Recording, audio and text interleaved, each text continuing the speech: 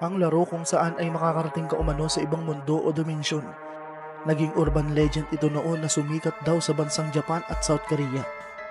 Isa umanong kakaiba na magbibigay umano sa maglalaro nito ng kababalaghan at nakakatakot na pakiramdam na tiyak daw na kamatayan ang magiging kapalit kapag nagkamali ka sa paglalaro nito.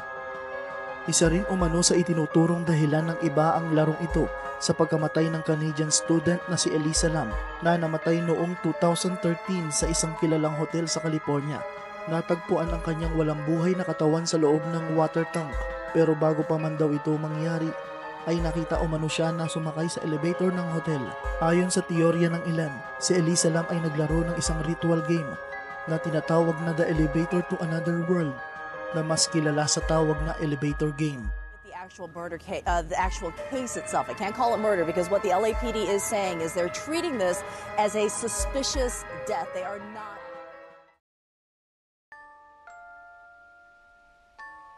Ang elevator game ay isang nakakatakot na laro na hinihinalang nagpasimula sa bansang Korea o sa bansang Japan.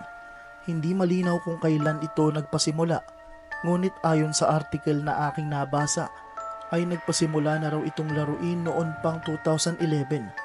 Ang elevator games ay isa umanong laro na kung saan maglalakbay ka raw sa ibang mundo na kung saan ay puno ng kadiliman at katahimikan. Ang laro na ito ay hindi pwedeng laruin ng may sakit sa puso at hindi matibay ang loob dahil sa kakaibang kakahinatnan nito. Ayon sa paniniwala, magiging ligtas ka daw laruin ito kung susundin mo ng maayos ang rules ng laro.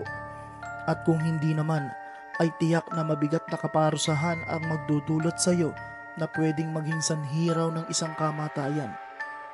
Ito raw ang mga kakailanganin mo bago ka magsimula sa paglalaro nito. Kailangan mo raw dito syempre yung mismong maglalaro nito. Maaaring ikaw o pwede namang may kasama. Isang public building, pwedeng hotel, o kaya naman isang office building. Basta aabot ito ng hanggang 10th floor.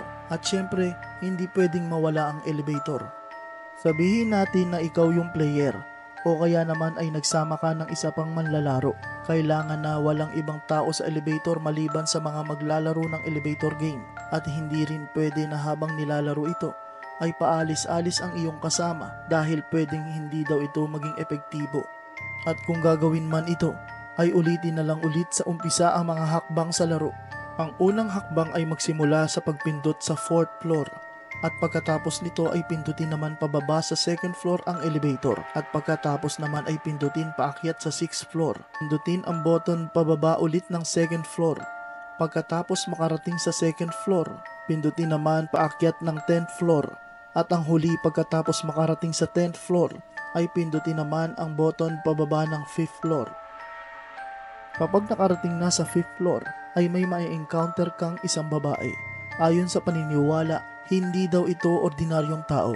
At wag na wag mong tatangkaing kausapin o kaya naman kikibuin kahit ano pang itanong nito sa'yo. Maaari raw kunin ito ang iyong kaluluwa kung sakaling magtangka kang kausapin o sagutin ito. Ngayon kapag nasa 5th floor ka na, pindutin ang button pababa ng 1st floor. Ayon sa paniniwala, dalawang pwedeng senaryo ang pwedeng maganap. Bumaba ito ng 1st floor o kaya naman ay imbis na bumaba ay umakyat ito ng 10th floor. Kapag bumaba ito ng 1st floor, dali-daling lumabas ng elevator. Ibig sabihin nito ay nakaligtas ka sa laro. At kung ang kabaligtaran naman ang nangyari, umakyat naman ito ng 10th floor. Ibig sabihin ay pwede mong marating ang kabilang mundo. Isang mundo raw na tahimik at nakakatakot na puno ng kadiliman. At kung mangyari man, ito ang pwede mong gawin. Bago pa man umakyat ng 10th floor ay pindutin na ang natitirang floor bago pa man umakyat sa 10th floor. Ang halimbawa ay pindutin ang 6th floor, 7th floor, 8th floor at 9th floor. O kaya naman ay kung hindi ito gumana, ay pindutin na lamang ang emergency button at maghintay na lang sa rescue na tutulong sa iyo makalabas ng elevator. Kaya ngayon ay ligtas ka na sa paglalaro nito. Balikan naman natin ang kwento ng isang babae na sinasabing naglaro ng elevator game bago pa man matagpuan ang kanyang walang buhay na katawan sa loob ng isang water tank na maging ang mga otoridad noon ay nahihiwagaan sa kanyang pagkamatay.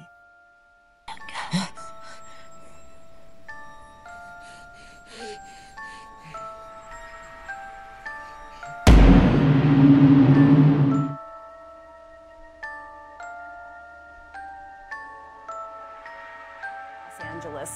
Nearly 3 weeks after Elisa Lam went missing, a body has been found in a water tank on the roof of her hotel. Sinjan Alexander is tracking this.